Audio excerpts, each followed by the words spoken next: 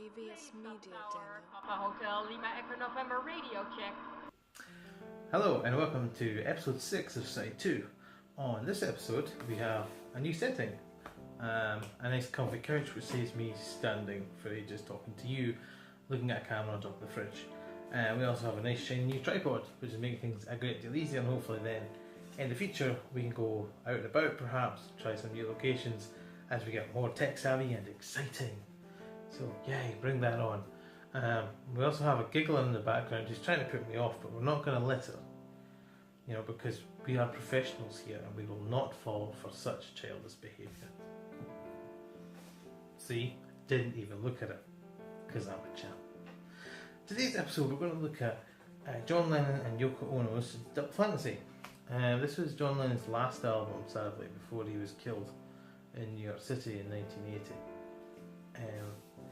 It's a very unique album in that whilst it was released commercially, it wasn't produced for commercial purposes, in that it wasn't a manufactured music process. This album came about after a hiatus that John and Yoko took for about 5 years after the birth of their son Sean, where they concentrated on raising their son, which was a very noble task, and you don't see that very often nowadays. And following, as it was a boating accident on a sailing trip to Bermuda, where John Lennon returned, he was one of the few to return alive, he felt reinvigorated and started reworking some of his older pieces, and before long they were working on an album together. And this is the album that came about. It's also different in its approach in terms of the contributions of John and Yoko are treated very equally on this album. It's very interesting because it's looks into their relationship. You know, John sings one track, Yoko will sing the next, and it's very interwoven that way. Not all tracks respond to the previous, but there are a few that do, and it's very interesting. It's a unique way of listening to music and absorbing that kind of music. I would say that probably none of the music on the album is particularly complex. It's not a groundbreaking album, and you think, yeah, you know, it's breaking the mold in any way. But you know what? It's great. It's the level of quality that's in the album, particularly from John's songs. You know, and it makes you think. You know, if he hadn't been killed, what would the world of music sound like today? You know, would he still be around today? Would he still be contributing? And it just makes you miss him that bit more. Yeah, when I listened to this album for the first time the other day, which was actually one of the albums I picked up at the Aerobuto recently for the equivalent of 2 pence. I was very, very pleased with it actually. And I listened to the first song by John Lennon, which is on the album, and I can't remember which one it's called. Looking down my notes don't have it on. I've written the word confident, which is helpful. I have a helper pointing at me, which is confusing me. Yes, I should really look at the album. The first song on the album by John Lennon, Starting Over, it's not something absolutely new in terms of sound, but it's a very confident start, it's a quality start. And yeah, I've heard other people say that the lyrics are a bit simplistic, it's a basic melody, but you know what, it's very catchy. It's kind to the ears, it's something it gets you into that album, it's a starter, it gets you into wanting to listen to more. And certainly I've listened to albums before where, you know, you sometimes question the track listing in order on a record, because you need that track to get you into the album, to make you care about it, and this album has it. And then the second one reminds you that you're listening to John Lennon and Yoko Ono, because Yoko's track number 2 is utterly different, in that it's just very abstract. You know, it reminds me of Björk.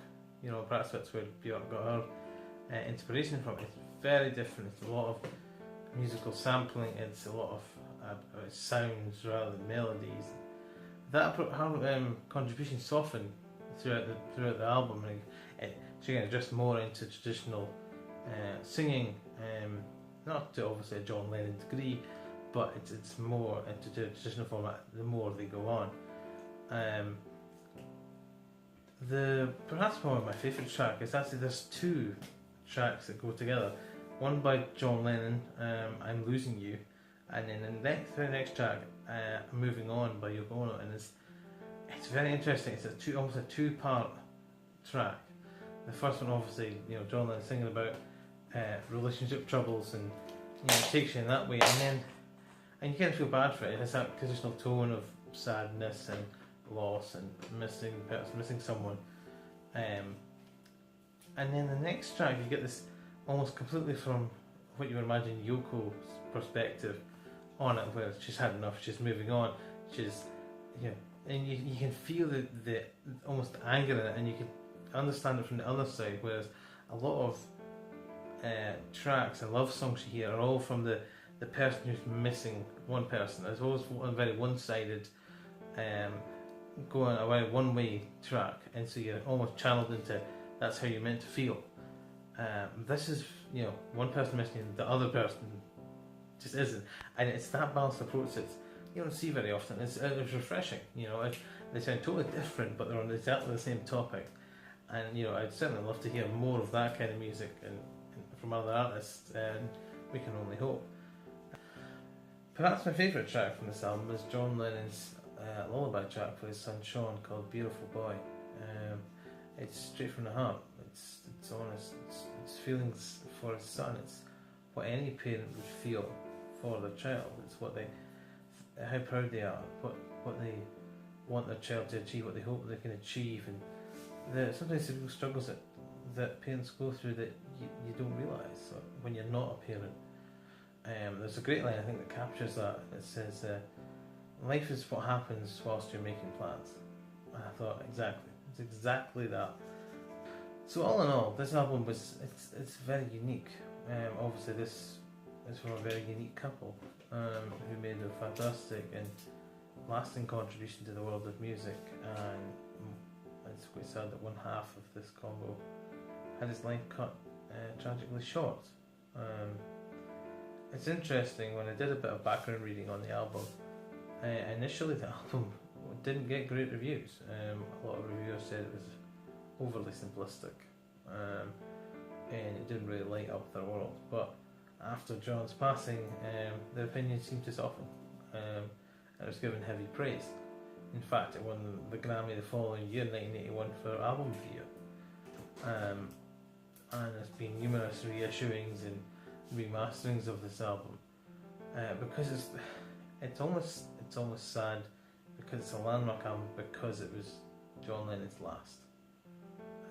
So perhaps it's not possible to get a true measurement of this particular album within his body of work, because it's always going to be marked out as the I Still Last. But I guess in any musical career, one album has to be the last in anyone's case, so he's maybe not unique in that respect. But yeah, all in all, for £2, I would say it's definitely worth it. I would definitely urge anyone to have a listen, and give it a go. That's all for this video. For episode 7, I don't know yet, to be honest.